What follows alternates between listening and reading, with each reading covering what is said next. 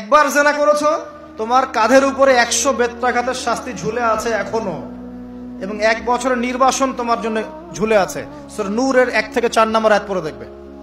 আর যারা বিবাহিত ব্যক্তি, যে দেবর ভাবি জেনা করেছেন, দুলাভাই শালি জেনা করেছেন, হ্যাঁ, এই প্রতিবেশীর স্ত্রীর সাথে জেনা করেছেন, অমুক কর্মকর্তার স্ত্রীর সাথে জেনা করেছেন, আপনারা পৃথিবীতে বেঁচে থাকার অধিকার হারিয়ে ফেলেছেন।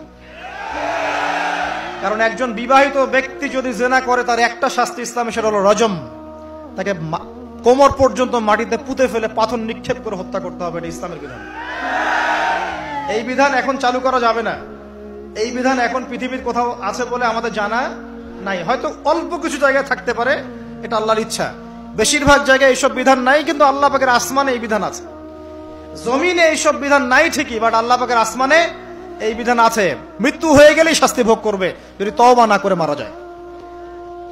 তবে যদি আপনারা তওবা করেন, এই শালি তুমি যদি তওবা করো, দুলাভাই যদি তওবা করে, এই দেবর যদি তওবা করে, ভাবি যদি তওবা করে, আল্লাহ পাক রাতের অন্ধকারের তওবা আল্লাহ পাক কবুল করতে পারেন। কিন্তু একজন বিবাহিত ব্যক্তি যদি জেনা করে ফেলে, নাউযুবিল্লাহ, যে দেবর ভাবি শালি দুলাভাই তোমরা শোনো, যদি বিবাহিত কোনো ব্যক্তি জেনা করে ফেলে, সে যদি খাস তওবা করে আল্লাহ পাকের কাছে, আল্লাহ পাক যদি তার সমস্ত গুনাহ মাফ করে দেন, তারপরেও যদি তার এই মামলাটা ইসলামিক কোর্টে চলে আসে, তাহলে তাকে রজম করতেই হবে, বেঁচে থাকার অধিকার নাই। আমি দলিল দিচ্ছি, শোনেন। নবী সাল্লাল্লাহু আলাইহি ওয়াসাল্লামের একজন সাহাবী, মহিলা সাহাবী, তিনি পাপ করে ফেলেছেন। কি করেছেন? জেনা করে ফেলেছেন। বিবাহিত ব্যক্তি ছিলেন। নবীর কাছে এসে বলছেন, ইয়া রাসূলুল্লাহ তাহিরনি, আমাকে পবিত্র করুন, আমি অন্যায় করেছি। নবী সাল্লাল্লাহু আলাইহি ওয়াসাল্লাম বলছেন, মুখ ফিরে নিচ্ছেন, একবার ডান দিকে মুখ ফিরাচ্ছেন, একবার বাম দিকে মুখ ফিরাচ্ছেন। নবী শুনতে যাচ্ছেন না, কারণ এটা কোর্টে চলে আসলেই বিপদ। নবীজি বলছেন, বাসায় যাও, তওবা করো, আল্লাহর কাছে তওবা করো, আল্লাহ মাফ করে দিবে। বাসায় চলে যাও, তওবা করো, আল্লাহ মাফ করে দিবে। সে মহিলা বলছে, না ইয়া রাসূলুল্লাহ, আমি অনেক বড় অন্যায় করেছি, আমাকে পবিত্র করুন। আপনি পবিত্র না করেন তাহলে পরকালে আল্লাহ আমাকে শাস্তি দিবেন, আমাকে পবিত্র করুন। নবী সাল্লাল্লাহু আলাইহি ওয়াসাল্লাম বললেন, বাসায় যাও। তুমি গর্ভবতী হয়েছো? হ্যাঁ।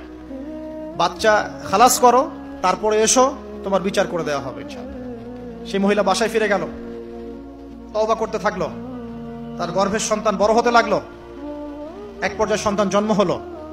সন্তান জন্ম হওয়ার পর সে এসে বলছে, ইয়া রাসূলুল্লাহ, এই যে কোলের বাচ্চা, এই যে 3 দিন আগে 4 দিন আগে হয়েছে সন্তান, আমাকে এখন পবিত্র করে দিন, আমাকে শাস্তি দিয়ে পবিত্র করুন। নবী সাল্লাল্লাহু আলাইহি ওয়াসাল্লাম বাচ্চাটিকে তাকিয়ে বলছেন যে এই বাচ্চাকে দুধ পান করাতে হবে। এবার তিনি নবী সাল্লাল্লাহু আলাইহি ওয়াসাল্লামকে বলছেন, ইয়া রাসূলুল্লাহ, এই যে আমার বাচ্চা এখন রুটি খেতে পারে, আমাকে এখন পবিত্র করুন। নবী সাল্লাল্লাহু আলাইহি ওয়াসাল্লাম একজন মুসলিমকে বললেন, এই বাচ্চার দায়িত্ব কে নিতে পারবে? একজন মুসলিম সাহাবী বললেন যে আমি নিব ইয়া রাসূলুল্লাহ।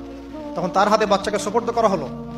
বাচ্চাকে সুপর্দ করার পর এই মহিলাকে নিয়ে যাওয়া হচ্ছে, এবং সাহাবীকে বলা হলো, অন্যান্য সাহাবীদেরকে বলা হলো, তোমরা এই মহিলাকে নিয়ে যাও, নিয়ে গিয়ে রজম করো, অর্ধেক মাটিতে পুঁতে ফেলে পাথর নিক্ষেপ করে হত্যা করো।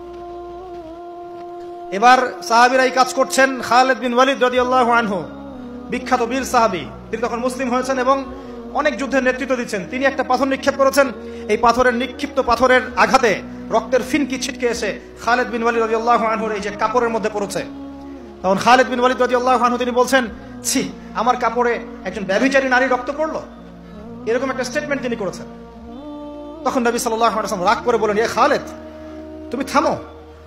তুমি জানো এই মহিলা অন্যায় করার পর এমন তওবা আল্লাহর কাছে করেছে, এত বেশি তওবা সে আল্লাহর কাছে করেছে, বিগত এই সময়গুলোতে এই তওবা যদি পুরো মদিনাবাসীর মধ্যে ভাগ করে দেওয়া হয় তবুও কম হবে। এবং সেই মহিলা এখন জান্নাতে আছে, জান্নাতে নদীতে সাঁতার কাটছে ইনশাআল্লাহ। আমি বুঝাতে পারলাম কিনা? এই মহিলাকে আল্লাহ পাক মাফ করে দিয়েছেন, তিনি জান্নাতে আছেন ঠিকই, দুনিয়াতে তার বিচার নবীজি করেছেন। তারপরেও আমি কি বুঝাতে পারলাম যে বিবাহিত ব্যক্তি ব্যভিচার করলে কিরকম শাস্তি হবে? এরপরেও যারা এখন ওই জেনার অপরাধে লিপ্ত আছেন, অবিবাহিত হন আর বিবাহিত হন, আল্লাহর ওয়াস্তে আজকে গভীর রাত্রে গিয়ে তওবা করবেন, রাত্রেবেলা ওযু করবেন, জায়নামাজে দাঁড়াবেন। তোমরা কি মনে করো যে গার্লফ্রেন্ডকে নিয়ে হোটেলে রাত কাটানোই জানা? তুমি যে তার হাত ধরে ঘুরছো এটাও জানা, তুমি তার সাথে কফি খাচ্ছ এটাও জানা করছো, তুমি নোট এক্সচেঞ্জ করতে গিয়ে ওর সাথে যে প্রেমের লেটার্স এই করছো এটা জানা করছো, রাত্রেবেলা রাত জেগে কথা বলছো জানা করছো, তুমি ওর দিকে খারাপ নজরে তাকাচ্ছ জানা করছো, তুমি ওর সাথে যা যা করছো সবই জানা হচ্ছে।